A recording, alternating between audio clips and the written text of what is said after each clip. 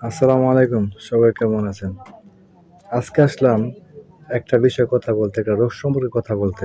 যে প্রাথমিক চিকিৎসা, প্রাথমিক ধারণাটা সবাই জেনে থাকা উচিত। তো সবারই কাজে লাগে। জ্বর বা ফিভার। জ্বর হচ্ছে দেহের যে স্বাভাবিক তাপমাত্রা আছে তার চেয়ে বেশি হওয়াটাকে বলে জ্বর। আর জ্বর মূলত কোনো রোগ না, রোগের লক্ষণ। তো এটা হলে অবশ্যই আমাদের সাধারণ কিছু নিয়ম ঘরোয়াভাবে পালন করা উচিত।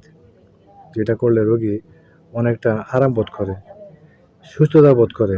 সেটা একটা হচ্ছে সম্পূর্ণ বিশ্রাম, তারপর ভিটামিন সি যুক্ত খাবার খাওয়া, ভিটামিন যুক্ত খাবার খাওয়া।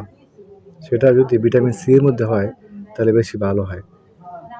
তার বেশি বেশি পানি খাওয়া, পানিযুক্ত খাবার খাওয়া, ওরসালাইন খাওয়া, গ্লুকোজ খাওয়া অনেক ভালো কাজ করে ওই সময়টা জ্বরের মধ্যে থাকলে।